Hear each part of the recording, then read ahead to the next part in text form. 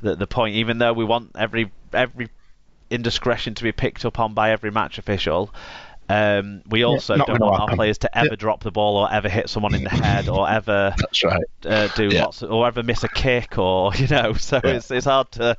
But it was a pivotal moment, so I think it's right for it to have featured in our fan reviews. Joshua's granddad said, another poor Thursday offering with the Pies just about hanging on mainly due to their opponent constantly messing up good positions and gifting Wigan a try. More and more looking like it's time for Lockers to hang up his boots and take the coaching role Edwards has left for him.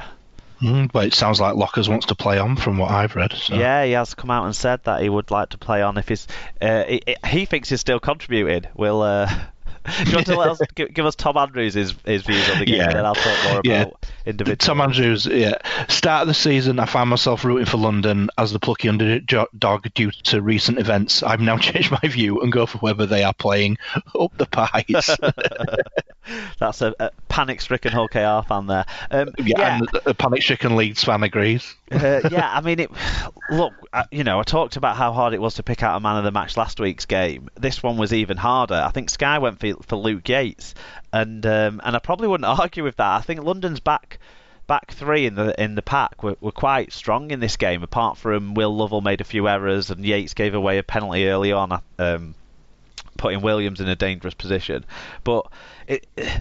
And then you look at Wigan's back three as well, and they were all solid, if not spectacular, I thought, in this game. Joe Greenwood had cut out his errors that he was showing the week before. Willie Isa barely missed a tackle and was there for everything in defence. And Morgan Smithy is probably one of the few players who I think showed up with intensity for Wigan in the game, because Wigan really lacked it for large parts of the game.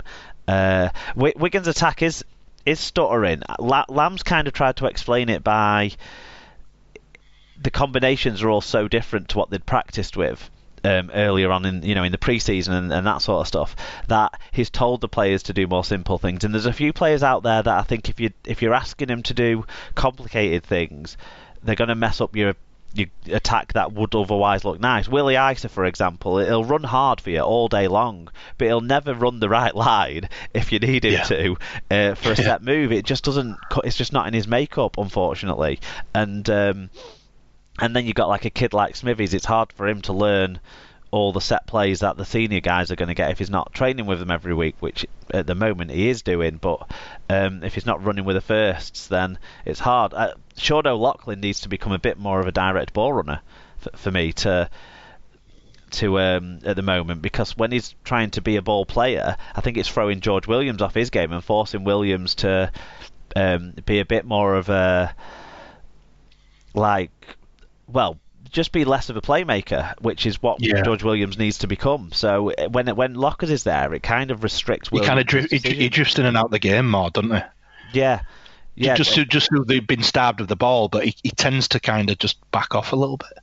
Yeah, and then when he gets the ball, he tends to be in situations where he's going to be running it as well, because by the time the passes get out to him. Now, that's not to say Lockers isn't still a fantastic ball player. I just think he's not consistently going to be doing it as well at the moment. And I sort of in the maybe it's time to hang up the boots camp as well, to be honest, which is a horrible, sad realisation when it's one of the greatest players to lace up his boots in Super League's history. I would say is certainly I'd have him top 10 in the 23 years of Super League so far. But there you go. Look, star players, it's hard to pick anyone out. For London, Kieran Dixon really, really tried his arse off and wasn't one of the players that was culpable hugely in this game for the mistakes, but at the same time wasn't quite. Well, he was Kieran Dixon. He's not quite good enough, is he? Like, his pass for Cunningham wasn't quite on the money, and Cunningham should have done better, but dropped it, and maybe Wigan might have got to him, but maybe they wouldn't have, and it would have led to a more nervy finish. And that was one of the key moments, wasn't it, when London did make that break, did play some expansive attacking stuff, because neither team did all game. It felt, to be honest, like London thought they could win the game with a 2-point lead, which they were never going to be able to. And it felt like Wigan wanted to just win the game with defence, and it turned out that they could, because Wigan now have only conceded one try in 2 games, and that try was fucking dodgy. I mean, If a Wigan fan does say so himself. Well, come on. If it had gone up no try, it would have come back no try, without a shadow of a doubt.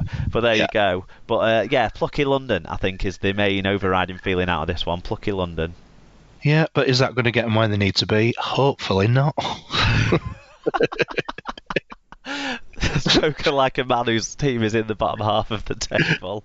Bottom three. Yeah.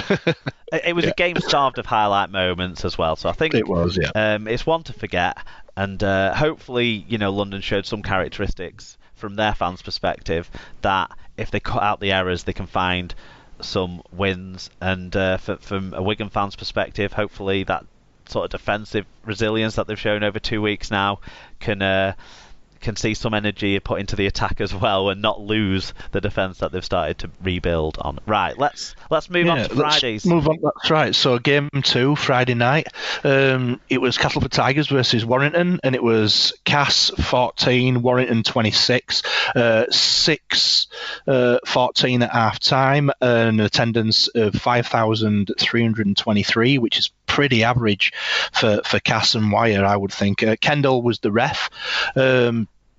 Moving into the stats, the winners, first of all, Ben Curry with 1 try, 44 tackles, 12 marker tackles.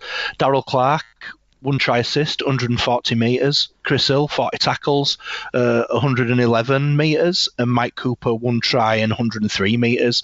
A lot of big efforts there from the names that normally stand out. And when you can see the pack working that hard, it's, you're going to give people like Blake Austin every opportunity to do what he needs to do. For the losers, Liam Watts, 44 tackles, 13 marker tackles, 152 metres, 5 offloads.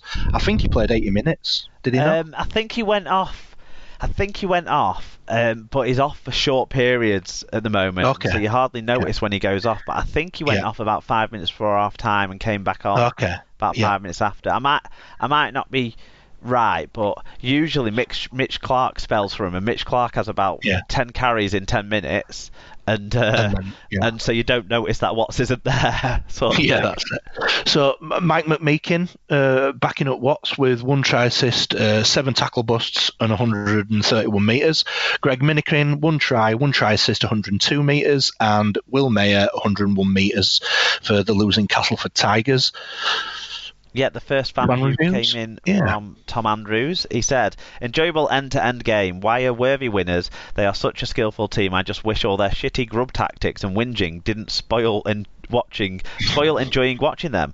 Thought Watts deserved man of the match, unlike the 4 legends who put Atkins in the votes. Nice bit of SLP bingo with Atkins claiming a try that wasn't. Fantastic. I'm going to go to bat for Ryan Atkins here, which is very much against my character. I don't actually think he claimed the try. I watched it. I rewound it and watched it back to double check, because don't get me wrong, sticking that knife in and twisting it is what I want to do with Ryan Atkins when it comes to claiming tries he hasn't scored. I think he didn't ever claim that he'd scored this one. So credit, maybe he's turned a corner. I don't think so.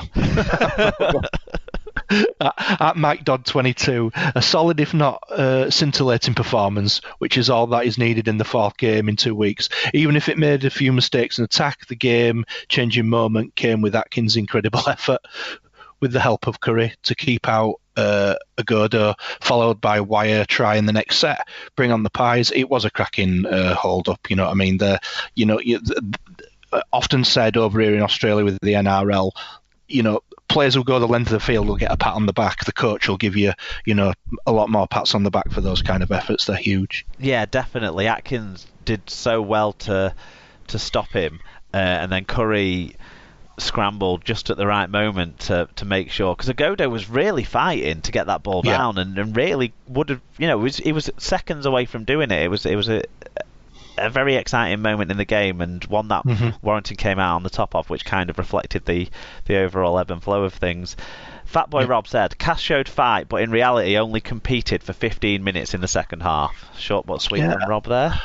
But Wire, they'd scored the points pretty quickly after half time. So there was the back end of the game, a good 25 minutes where, Cass were just, coming at them, but just couldn't get over the line and get it done. I don't think Wire ever looked like you're losing, but Cass certainly had a dig for that last 25 minutes. Yeah, you got to, obviously we've talked about Daryl Powell's excuse making with injuries, which I would be critical of the way he's going about it because he's putting too much emphasis on it. For my mind, I think the players are going to use that excuse themselves as well. But I agree with what you're saying. It was that after the half-time period, and also I think as well a moment that's probably not been highlighted sufficiently enough. But I think as well, Castleford kept making mistakes in this game. And one of the weird things is Powell started talking about, Matautia has been ill. Well, why didn't you play Callum Turner then? Because Peter Matautia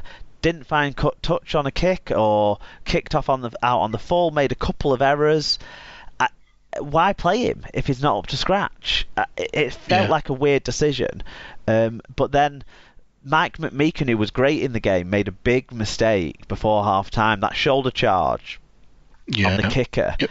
And for the penalty, yeah. Well, then all they had to do was see out a few seconds, but it meant that Wire could extend that lead at half time to a 2-score lead, and then they went in feeling positive because they'd scored a try and then that, whereas Cass would have been on the back foot a little bit and licking the wounds and worrying about another injury that they'd picked up and those sorts of things, which seems to be the focus. So that first 10 minutes after half time, where Warrington nailed home their advantage, that was the difference maker in the game. Yep, absolutely. Any particular individuals you think then properly stood out? I think Austin for me just tends to steal the show. Just that play where they came off the dead ball line where Castleford didn't get on the loose ball where everyone thought it was a dead play. He picks it up, scoots down the touch line, plays a nice 1-2, and they go like 50-60 metres down the field.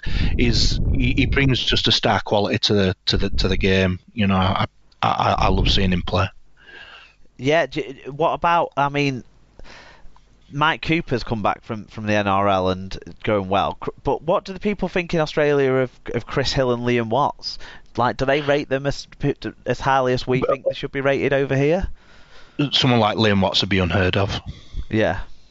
Yeah, and probably Chris Hill as well. That was the thing with Bateman. Bateman came down here as an England international, and people were like, "Oh, I've never seen him play before," and that's like pundits, like, "Oh, I've never seen this kid." Wayne Bennett rates him.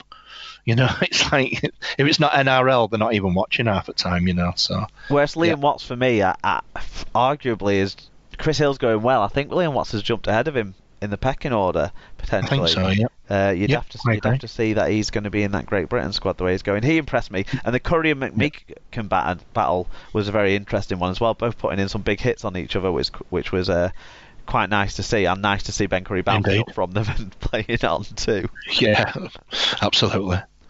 Yeah. Right, let's move on to the third game of the weekend to talk about. And that was Huddersfield versus Wakefield, a very close one. The second time these two sides have been decided by 1 point this season. It was 18-6 to Trinity at half-time. Huddersfield then had a golden patch just after half-time. Went ahead 25-24, but Wakefield finished the game late with a penalty that took them to a 26-25 lead. 5,104 were there. James Child was the referee. Again, we don't have full team stats, but individually, and probably the star man of the show, Reece Lynn, 1 try assist, 5 tackle bus, 181 metres. His winger Ben Jones Bishop had a try in 110 metres. David Fafita, a kick and chase for himself try. It was a cheeky chip and chase. It was more of a grubber / chip, wasn't it? Yeah. And then a slide for the line. It was audacious and then really physical at the end to just batter when he bumped him off back into submission. 6 tackle bust and 102 metres as well. And the unfortunate Tinner Rona, 102 metres, but this looks like it might be his last game of the season. He's done his knee in this one. So unfortunately we might not see him again this year for the Wakefield side. For the losing Huddersfield side, Jerry McGilvery continues to go well this year. 2 tries, 7 tackle busts.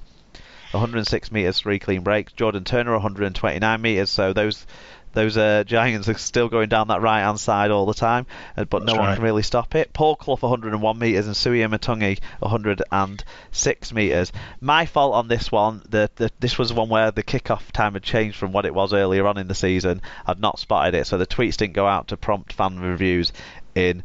So I don't have a lot to tell you about this game. From watching the highlights, I think, the Riesling pick up and pass. I think it was